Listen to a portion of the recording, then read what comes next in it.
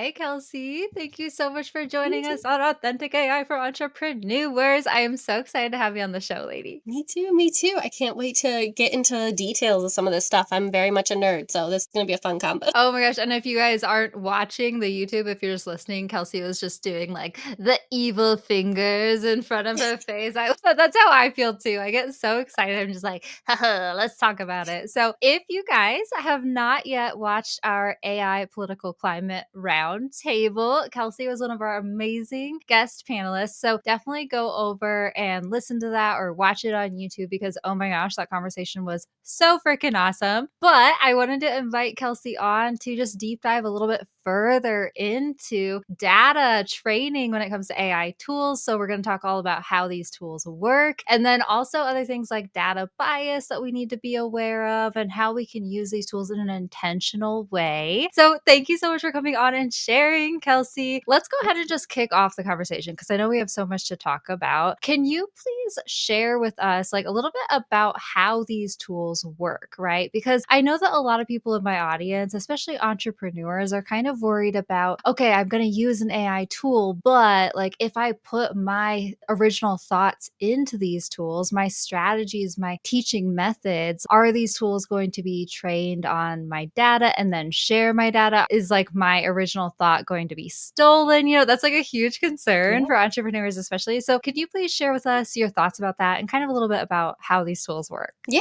absolutely. Okay, so we're gonna get a little nerdy here, but we're gonna try to keep it pretty easy to understand. So I like to use the analogy of my 4-year-old daughter in the sense that these and a lot of AI models kind of learn in the same way that kids learn. So the easiest way to conceptualize it that I've shared with others is kids know what an apple looks like. They know what an apple looks like because you've shown them an apple many times. They've seen it in a book, so they know what an apple looks like in 2 dimensions. You've handed them an apple, so they know what an apple looks like in 3 dimensions. They know what it feels like, sometimes what it smells like. They know what it tastes like. You've also given them an apple in slices or in cubes. Maybe you've given them an apple inside of a salad.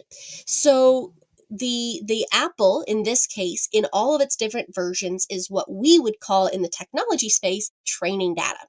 And so the more diverse you make the training data, the better able the algorithm or the AI is able to recognize what is an apple.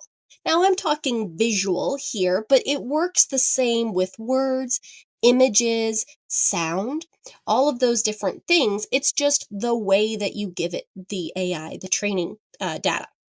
So the most basic way to think about how do these algorithms learn is they learn the same way kids do, by observing and figuring out patterns. So the way my daughter uses language that I use and picks up on some of those words that she probably shouldn't be saying at 4 years old is because she's seen my pattern, right? And so when she sits there and says a word and I go, "Oh, whoops." That's because I've inserted my own patterns into her learning training data. And so when you talk about your fear of yours, I'm saying the general we here, of the algorithm starting to learn your proprietary data, that's a very real concern. Mhm. This, I think we've probably heard the most chatter about this from artists because it's very easy to see visual similarities in art, but it goes the same for sound. We hear conversation about someone's voice being taken and modeled, and we see the same, of course, in like course creators and other creators who have proprietary models. That's why it is important to do things like creating your own custom GPT, where you can set the actual training data to private, because that training data will only train that GPT that you have control over, and you can delete it if you want. There's no real way in like a free ChatGPT chat to say, "Hey, forget I ever told you this, but use it for me." Now, so when when you have settings on, and there are absolutely AI models out there that allow you to turn settings on to keep your own proprietary information contained within the little environment you're working on, that's when you know your data is protected and your proprietary models are protected. But if Mhm. you're feeding your proprietary models into anything where that setting is not on, yes, it's absolutely going to learn. But you are a tiny grain of sand in the massive beach that is its training data. Mhm. So even when artists worry, and I'm not devalidating their concerns at all, but when artists worry about their artistic talent being utilized, the computer is processing, the algorithm is processing so many different inputs that it's all going to be an amalgamation, a mushigash of all of the different learning that it's done. Just like my daughter is a combination of my language patterns, my partner's language patterns, the patterns she's learned at school, the patterns she's learning from her grandparents, the patterns she's learning from TV. So I might be able to pick out the word she used from me because I happen to know I'm one of the only ones, but I can't say that her language pattern is copying mine. Mm. The same goes for proprietary models. Unless someone is specifically saying, based on Kinsey's proprietary model of authentic AI, develop me A. And that is absolutely possible. But they'd need to have the algorithm would need to have a lot of data on Kinsey's proprietary model in order for me to really steal it. I hope that was clear enough. Oh, I absolutely adore the way that you talk about data training and whatnot because exactly it feels like this big scary topic sometimes, or like just like one of those topics that turns my brain to mush that I don't want to talk about, right? But like when you explain it like that, it makes a lot of sense.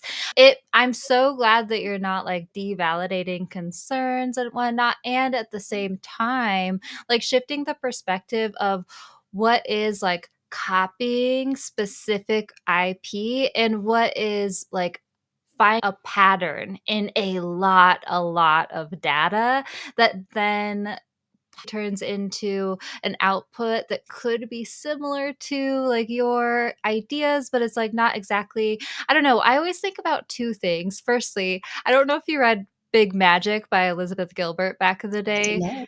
I'll have to add uh it. Oh, yeah, it's fun. It's, like, really, like, a whimsical take on, like, creativity, but also kind of practical and stuff, and just makes you feel warm and fuzzy inside, which I love. I should probably reread it right now, so actually, but, I'll read it um with my daughter. yes, but, like, so she talks about, like, ideas floating being their own thing, floating Yeah. in the wind, and, like, how there really isn't such a thing as an original idea, and, No. like, through history, we can see lots of people have, like, invented similar things on, like, opposite sides of the world, like, Exactly. and or, you have this idea, but you don't take action on it, and then all of a sudden someone else, like, takes action on it later, and Mhm. they have no relation to you, and you're like, "Oh my gosh," like, they stole my idea, but they could not have ever, you know what I mean? Right. So, like, I always hold on to that, like, really there's not original ideas out there. I don't think so, like, in general, or, like, we don't, like, necessarily own an idea, but, Right. like, also, like, just thinking about, and we'll talk about this more so, but, like, kind of almost a responsibility to, like, share your ideas with Mhm. these tools, you know what I mean? So, anyway, what are your thoughts on what I just said, I guess? Fully agree, and I mean, I'm not a copyright lawyer, so please, don't come Mhm. at me, but if I'm not mistaken, I think to escape copyright, something only needs to be changed 20%, something along those lines. Again, I could be off on the percentage, but even in pre-AI, you don't have to change something all that much to no Mm, longer be considered the same thing. And so there is, for those of you listening who are really petrified, oh my God, I could be copying someone else's work. Because I know that was my mhm. concern. I Yeah. don't so much care if it copies my stuff because I'm one of those people that I pretty much share anything I could teach online for free anyway, because Mhm. it's the way my brain works that I actually monetize. So I don't care really about sharing it. I was petrified I was accidentally going to steal someone's stuff. Yeah. And then I realized that, well, first of all, I'm rephrasing it or editing the work that it gives me anyway, right? Because I want it to sound more like me, even though I've got it trained to the point now where it spits out like it could have just come straight from my mouth. I'm still going to edit it. So 9 times out of 10, I'm already editing it enough to escape that concern that I've already edited 20%. And plus, as you're working through it, you're inserting your own ideas. You're asking it to think about it differently. When I say it, I'm referring to all the models out there, inclusive of the ones that are visual. You're prompting it and inserting your own ideas throughout the process. Now, if you're on the opposite end of it, the same concept stands. Even if you feed it your entire proprietary model, someone else on the other end, if they steal it identically, well, they're probably still not getting the same grain of sand. They're getting the one next to it, right? Because it's the algorithm is still going to insert, hallucinate, whatever, a little Mhm. bit of a change. So it's still not going to be 100% your stuff. And then they're probably changing it a little bit anyway. The only thing that might be a thing, and again, not devalidating those concerns, they are there, but this is why it's so important to stay vigilant on your copyrights and your trademarks, Mhm. which you would be doing anyway with or without AI. If someone was going to steal your stuff directly, likely you have enough out in the world already that they could steal it and they would have Mhm. stolen it regardless. It's just now it's a little bit easier to steal it. And so you just have to stay vigilant with your copyrights and your trademarks on that proprietary IP. And now it's just a little bit easier for them to do it. I fully recognize that I have a much more blase perspective than many people do. Mhm. But at the same time, for me, the accessibility opportunities that AI provides far outweigh our concerns around IP. There are still ways for us to protect our IP. There are legal routes for us to protect our IP that have always been there and will hopefully continue to be there. I'm much more excited about the possibility and accessibility that provides it. Oh, yes, and okay, let's talk about that, but first, before we dive into that too, I just want to, like, point out something that was popping up on our AI political climate roundtable too, that kind of goes along with this. I'm, like, totally forgetting where I was going with that. Well, can I insert what I think you might have thought about? Yeah. So, we also have a duty to help train these models. Mhm, Our input, particularly as individuals who identify as female, who were raised societally in female gender roles, mhm. we have an obligation to speak that voice. And by putting our proprietary models into these algorithms, by training it on how we speak, how we ask questions, the kind of information we want to see, and challenging the algorithms based on the way our brains work, the algorithms are trained to see patterns. So the more of our own patterns we can provide it, the more diverse those answers will become, even to someone who's not asking those questions in the way that a female would. And so we have an obligation to interact with these models to provide it that data.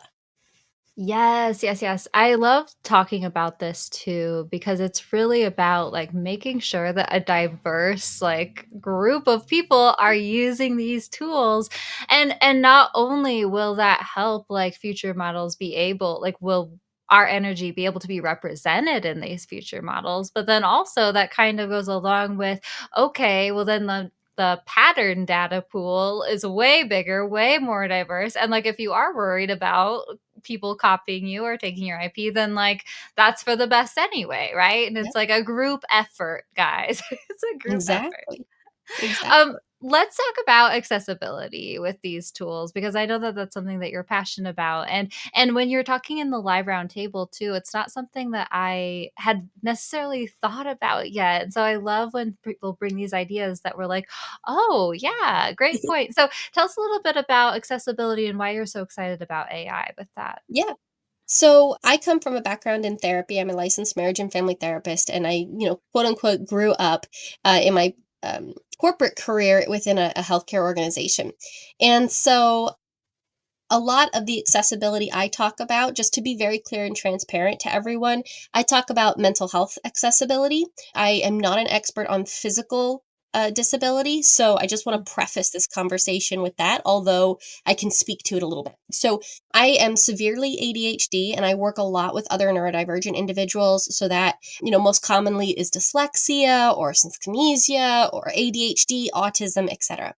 And I'll speak very personally here, so I'm not speaking for others, but as someone who has severe ADHD and a touch of dyslexia, having AI be able to listen to my verbal dump in an audio format and put it into something that is readable and accessible for me to then go put into action is insurmountably helpful.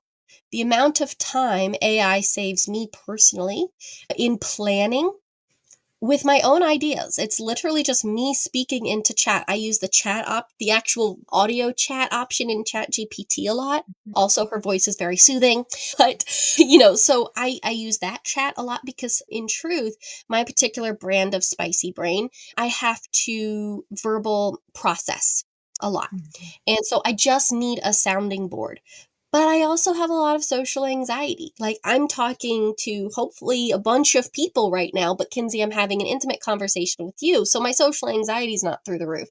But it's hard to go find somebody to bounce ideas off of. My best Mhm. friend has never owned a business. She has no idea. I can't call my poor Voxer friend every 5 seconds. Kinsey, you're busy. So having Chat GPT or something of that nature to say, I just need to talk this out and just brain dump and Mhm. then have it produce notes for me and not have to try to go back and read through a stream of consciousness, that's a huge accessibility for people. For people who have physical disabilities where it's difficult for them to type. Um, it's able to translate different things in audio. So someone who is blind or otherwise sight impaired, they can still have these chat conversations and get notes and things read back to them. Even our transcription process for the hearing impaired is largely powered by AI, and the more diverse the data set for our transcription processes, the more accurate those will become, and the more likely our hearing impaired population will be able to not be impacted in their daily life. The definition, or one of the many definitions of accessibility, is, or something is accessible when the person who requires the accommodation can have the same or as close to the same experience as a person that does not require accommodation. So I don't know if you've ever seen the woman who signs at Eminem's concerts. We've probably all seen the TikToks, right? And Mhm. she's freaking grooving out, right? Yeah. Yep. Like, she's there, she's in it, she's signing like no, because she is making the experience as close as possible to the experience of someone who is not impaired. Mhm. AI is doing a lot of that work for, in my case particularly, mental health disability. And that's out of my soapbox, is the piece that we individuals who are otherwise able-bodied have the privilege to choose not to use AI. Mhm. But a lot of those with disabilities, both physical and mental, they don't necessarily have the privilege to not use AI unless they want to have an experience that is completely different from that of a neurotypical human being. Yes. Oh man, I truly love this conversation. And there's so many things that I relate to too. My audience has heard me before just like gushing about brain dumping into these freaking platforms. Like I have shiny idea syndrome all the time and Yeah, like all these thoughts yeah, all these thoughts running through my brain. I'm like, get them out of my head and into mhm. ChatGPT.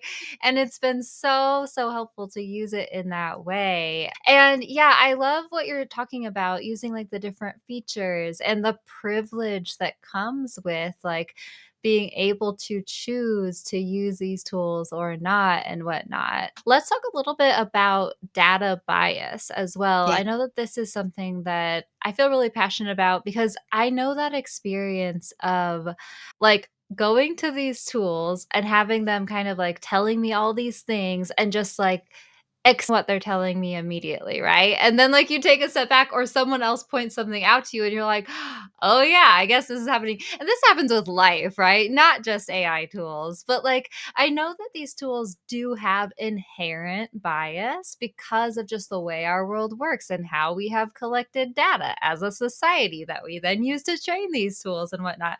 So, can you talk to us a little bit about that? And then also, like, how to start spotting it as we're Yeah. using these tools on the daily. So I want to validate for everyone for just a moment that the bias that we're talking about, it already exists, just like Kinsey said already. Mhm. I mean, I am a social media hog. My partner hates social media. So I will often go to them and say, "Did you hear?" And they're like, "Well, yeah, but it's actually this." I'm like, "Fine. So you read the article and I read the title." Like, so the bias already Mhm. exists. We already have this built-in bias based on the echo chambers that we participate, everything like. So I want to validate that this is not a new problem. We just need new tools to spot it. So we were talking about the apple analogy earlier, that a child learns what an apple looks like, and they learn it even better when you give them multiple types of apples and different versions of the apple. But if you Mhm. only ever gave them a whole red apple and only ever showed them pictures of whole red apples, and then you gave them a slice of green apple, it's going to be much harder for them to understand that that's an apple. They might be scared of it, they may not want to touch it, or they might just flat out not know what it is. Training data works the same way. So typically, data bias creeps up when we haven't provided enough types of thing for the algorithm to label this is a thing. And so some really great examples are that when self-driving cars were first being, and I shared this in the roundtable, when self-driving cars were first being trained to recognize pedestrians, most of in the US in particular, most of the accepted training data for facial recognition was white males. And so highly melanin females, so very dark skinned females, were not present in the data set. And so these self-driving cars were 47% more likely to not recognize a dark skinned female as a person and not recognize them as an obstacle. And so that kind of highlights some of the data bias. At one point, Amazon's hiring algorithm was identified as favoring words like executed and confident, which are present more often in male resumes than female Mhm. resumes. So the algorithm was preferring male applicants simply because those words existed. Again, because males are more prevalent in the workforce, males are more prevalent in terms of the training data that it was trained on, and Mhm. thus that's what it knew to recognize as a potential successful candidate. And my favorite is that Google Ads had to change their algorithm because they were showing job searches with higher salaries to men than to women. Mhm. Because in the workforce, the training data that it has is that men have higher paying jobs than women. So it Mhm. continued to show and advertise. It perpetuates bias that is already present in the population. That's the main thing you have to remember, is that an algorithm will always perpetuate the bias that is already present in the population. Kelsey, can I pause here real quick? Because Yeah. I want to point out something too. And this has been something I keep mulling over, right? Okay. So Mhm. I was sharing with a male friend of mine that you were going to come talk about data bias with us, and that, and I was trying to kind of probably poorly explain the Apple the Apple drive or sorry, the self-driving car data and Yeah. stuff. And his reaction was kind of like, "Really? Like, I don't think that sounds like a thing," and stuff like that. Like, I feel like when we talk about a lot of this stuff, firstly, I mean, it's just how, like, the patriarchal society that we're living in, but also, like, it's not our fault necessarily. Like, I think that a lot of times when we talk about this stuff, people tend to be in disbelief because that they think that there's some sort of intention there, right? And, like, the Mhm. thing with data bias, right, is that there's not like purposeful intention necessarily by like individuals. It's like a cultural thing and a self-perpetuating thing, like you're saying, where it's not something that like there's although okay, current Sometimes there's political malicious climate, intent. yeah, current political climate aside, like, but like in general, there's not always malicious intent. It's just kind of how the data presents itself in the society that we live in. Can you speak to that a little bit? Because I think that, like, I just want to deflate anyone who might be having the same reaction as my friend, right? Where they're like, Mhm. it doesn't sound to me like this is right, right? Fully understood. So I'm going to use, again, for those of you who are not parents or guardians in the audience, I apologize in advance for all the kid references, but it's the easiest way to think about it because these computers really are just like really freaking smart kids. So when you take a child to a toy store Mhm. and you take them into the doll section, are they going to pick a doll that looks like them? Or are they going to pick a doll that doesn't look like them? Children are inherently selfish and they're inherently pattern conscious. So they're likely going to pick a doll that looks like them. Children are not born racist. We know this for a fact. They are not born racist. They are not born against populations. They are simply very good at pattern recognition and inherently selfish. By the way, I really love my daughter, so please don't take this negatively. So, but that there's nothing malicious about that. Mhm. Them picking a doll that looks exactly like them, regardless of their own skin color, because children of all races, they're going to hopefully, if it's available, hint, hint, nudge, nudge to the biases in our society, right? Mhm. If it's available, they're going to more than likely pick a doll that looks like them. And that's the same thing that the algorithm is doing, except it's not picking for its own selfishness, it's picking what it thinks will please you. Mhm. And since, especially in the US, the majority is white men using these algorithms, Mhm. it's going to pick the answer and the response that it believes is going to please a middle aged white man. So there is nothing malicious in the algorithm. There's nothing malicious in the way that you prompted the algorithm. It's simply giving you what it thinks is going to please you. Now, you had mentioned what are some ways that we can get around this? Yes. Ask it. Say, hey, like, because that's the beauty of the chat option, right? Hey, assume that you've got built in biases towards white males.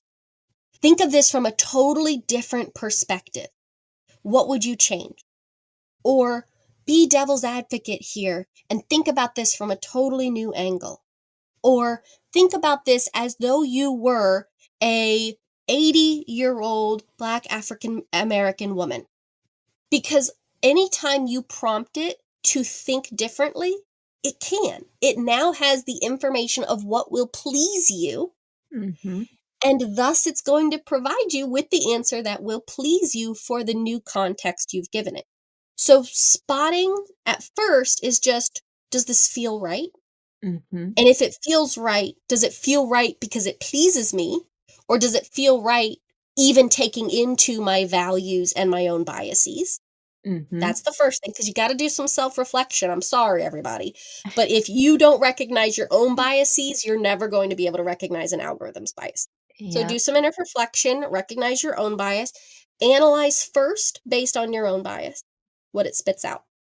Then start asking it to explore alternate viewpoints. It's very good at spitting out information from alternate viewpoints. You just have to ask.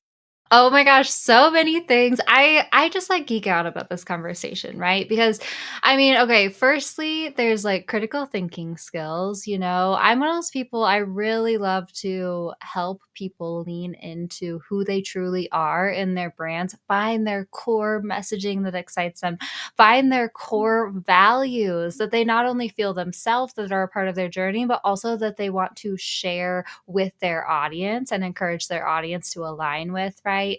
And like starting with you is truly, truly helpful. And also remembering that, like, you guys, you don't know how many times I go to ChatGPT. I'm like, actually, this is what I think, ChatGPT. And then it refines the response to Yeah. be more aligned with me, right? Just remembering that you can bring your own ideas and opinions to these tools first, and then also tell it, no, ChatGPT, actually, you're wrong, or actually, this isn't how I feel.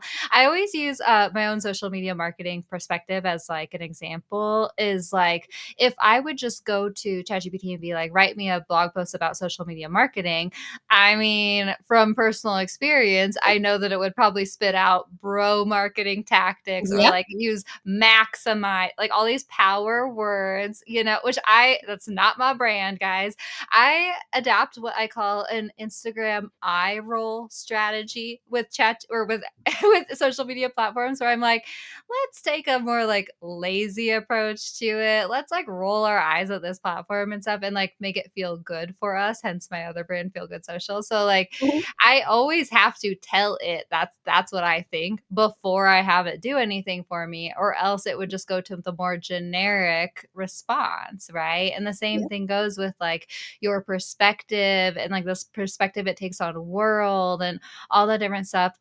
But then also, like, okay, you just kind of like put a light bulb moment on in my head. I'm sure you've already like thought this, of course, but like, I'm actually really excited if we can start getting people to use these tools in this way. These AI tools are actually could be really awesome for actually helping us as a society overcome cultural differences and like the biases that we hold that we don't even realize we hold, right? Like these tools are really awesome for actually being able to tap into alternative perspectives that you just have no idea existed.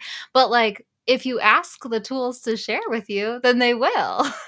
Well, and that's the beauty of the chat-based, algorithms is that you get to ask those questions. So, like, I fully recognize my own ADHD. I'm just gonna go, like, full speed ahead. And so sometimes I'll ask it, "Hey, what am I missing that's making what I'm building inaccessible?" So I'm building an app, it's gonna be, like, lead gen, stuff like that.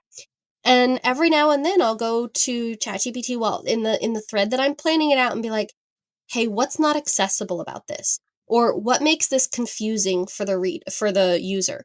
Or Mhm, "Who am I forgetting about?" And it will absolutely, even if it's not perfect, it sparks the thoughts of, mhm, who do I need to be considering? What populations am I leaving out? And I'll be honest, I actually have like mission statement and some value statement that I feed that are like in my saved instructions in ChatGPT, mhm, because I will forget to put those things in, and I have my own internal biases that I don't mhm. always remember to address. So I've actually saved that to some of my instructions in ChatGPT, so it tends to address some of that stuff more upfront. And then when I'm able to kind of get my brain on board and remember to prompt it, then I'll prompt it for deeper work. Totally. I love this, Kelsey. I have so appreciated you coming on and sharing all of your awesome knowledge with us. Can you please share with everyone how they can connect with you, any free resources you have? Because I know they'll want to snag those. Sure, absolutely. So anyone that wants to nerd out with me about AI, about data analytics, because that's my main job, right? Is data analytics for entrepreneurs and learning how we can think about the numbers that are in front of us differently. That's why I geek out with Kenzie so much. You can find me on the best way to chat with me is Instagram, and so I'm at Kelsey Silver. Don't forget the E on Instagram, Threads, all the nonsense. And if you want to learn the 15 metrics that 15 amazing 6 and 7 figure businesses track in their business every single month and day, you can check that out at kelseysilver.com/metrics. And I'll give Kinsey that link. But that's a really fun experiment I did where I asked 15 6 and 7 figure business owners, if you were stuck on a desert island and could only measure one thing in your business, what would it be? And they told me. And so that's a super fun little download that you can get to really understand, if you can't measure much, what can you measure in your business to have a huge impact on your ROI and your revenue. I love that. Thank you so much for coming on and having this Thanks conversation. for having me. This has been a blast. Thanks, Kinsey. Bye, y'all.